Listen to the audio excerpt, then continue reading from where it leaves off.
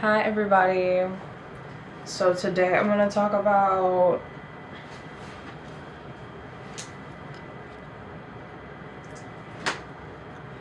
I'm cleaning my studio space. I danced a little bit on stage yesterday. Very glad that I did it. And I want to talk about social anxiety as a silent dream killer. Social anxiety is very uncomfortable to experience for the person with social anxiety, but for other people around them. Now, I think sometimes people latch on to how people are reacting and responding to them because they notice that that person is like sensitive to something, like picking up on that, right? So as someone with social anxiety, as the person with social anxiety,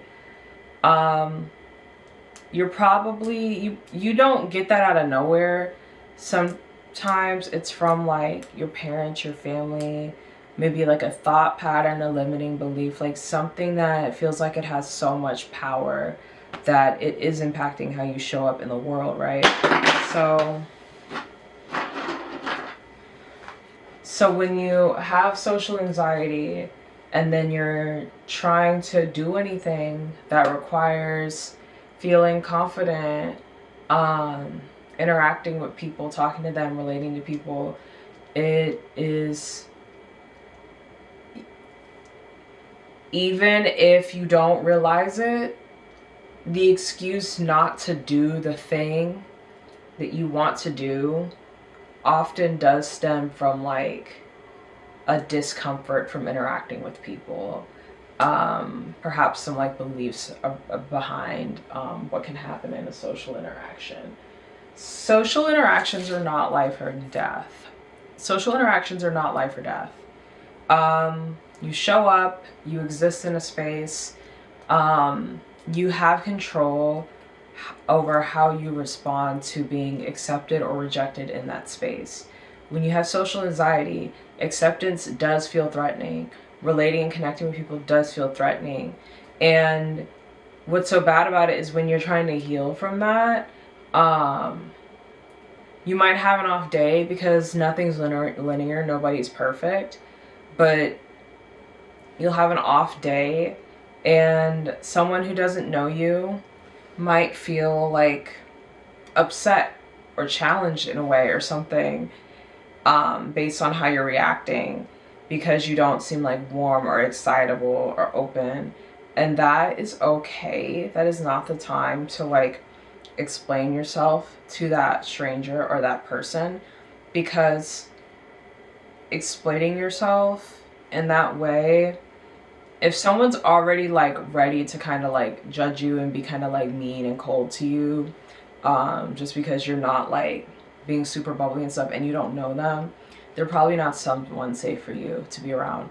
And that's hard to acknowledge because being anxious in these spaces does kind of like you adapt and you know how to like pull in connection, and usually that's by overcompensating. But, and stay with me now, the thing that also eventually like pushes those connections away or leads to those connections like being harmful to you as a human being is this like kind of overcorrection when you feel discomfort. Like, and it makes sense. It seems so reasonable. It really does. In my perspective, that's what you do. Like, someone doesn't know you that well, but they're upset about a way. Someone doesn't know you that well. You came off kind of rude. So you say something, right? You're like, oh shit, sorry, I thought it was rude. But you don't, like, that's not for you to sit and ponder and think about and then apologize for existing, because when you are socially anxious, half the time you're not being rude. You're probably just not. Ew. Okay.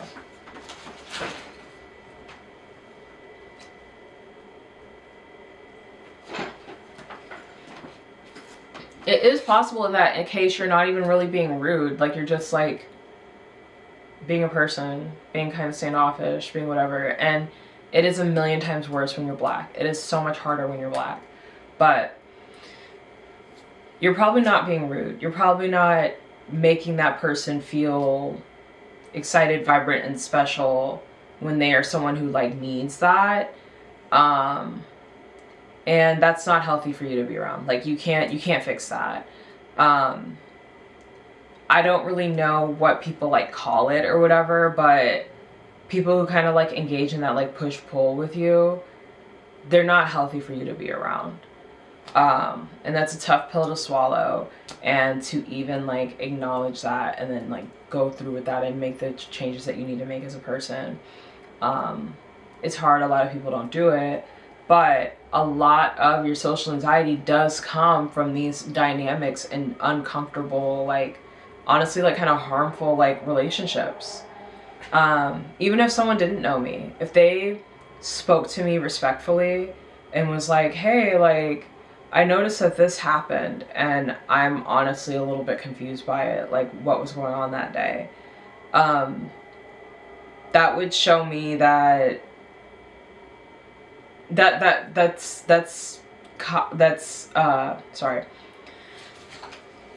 that gives me the opportunity to reflect back and say, oh, like thank you for letting me know if that's how that came off.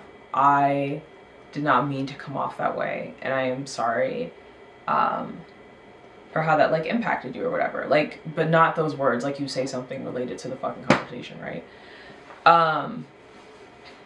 If they're not like coming at you, yelling at you, and like making it a situation in which you have to like beg for forgiveness or something, they're probably like someone who is like secure in themselves and they are comfortable repairing with you, which is what you need to practice being around. Because otherwise, if you feel like you're like under a microscope and you feel like you can't even eat, and I really get this. You can be the most rational, reasonable person in the world, but if you are pushed into corners and shit and you just feel like so scared and uncomfortable and shit, like you're just not going to be able to respond the way that you really want to, because you're kind of like bending and shaping and like feeling like psychically attacked by everyone around you, you know what I mean? So like that's why it's so important to be around people who make you feel comfortable. That's your inner circle. There are friends, there are acquaintances, there are associates, you know, like your friends at least should be people who accept you for who you are, because when you don't feel accepted for who you are and you're unconsciously like changing and stuff, that doesn't help you. That doesn't help you grow as a person. That helps you grow into a version of you that like people who honestly just don't like you feel like is palatable, and that isn't helpful for developing what you need in order to feel like you can be yourself. And nobody is perfect. Everyone has to learn. I haven't even started cleaning, but yeah, nobody's perfect. Everyone has to learn. But like the values and how you want to interact with people and show up is like, that's your core. And then that is also like something that you can refine and change. It can adapt.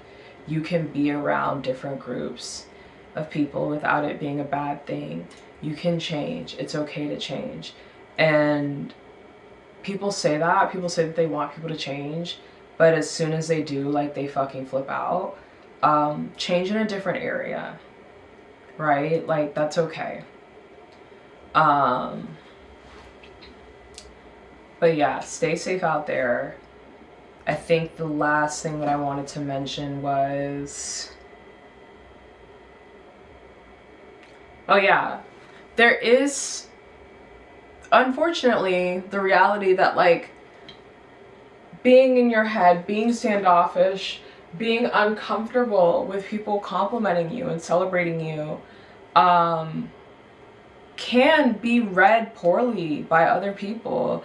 And even the most like emotionally intelligent people, like they might take it a certain way. And when you're trying to like fight back and correct or like fix it or come off a different way or whatever, you know, like maybe that person, those people are just not for you at that time, and that is okay. Like it feels so detrimental, but like I feel like a lot of people with social anxiety would never really think of it as, oh, everyone has to like me in order to feel safe.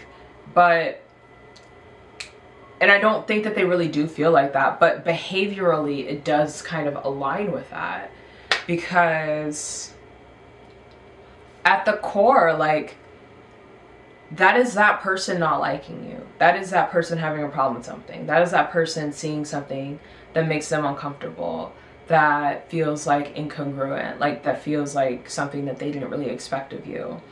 And, you know, like when you're healing from trauma and you've not really been modeled healthy, safe social relationships, that's just collateral damage, you know, like it's okay. It's gonna be okay. Like, sucks. You come off, you're trying to learn what your personality is versus like people pleasing and appeasing and everything. As long as you stay respectful, and I guess it's like keeping your side of the street clean, because you don't have a problem. You're just like feeling emotionally responsive to like the coldness or whatever. You know, just do what you want to do in those moments. And it is okay to acknowledge when someone doesn't like you. I feel like that also feels really uncomfortable. You don't have to like go and try to figure it out. You can just see it for yourself and be like, oh, you don't like me? Okay, got it. It can feel bad, it can hurt. You can think, oh wait, maybe like something I did a few weeks ago came off a weird way, like, oh shit. But you know, like, especially if the person is not going towards any repair, like, you could say that on both sides. Both people could have that energy. But like, I think that that totally settles out when both people have that energy and acknowledge, oh, like, okay, I can't do anything about it, and there's no point in trying to hurt this person more. You don't want to hurt them, probably. And yeah, just, it's unfortunate, but like trying to be nicer or whatever, like, even if you're not really trying, even if you're like, oh, like, shit, I was planning to do this for this person a month ago, but then they kind of switched up on me, or like, in this position, in this situation, this is what I would want to do for these people, for someone in this position. Do you, you know?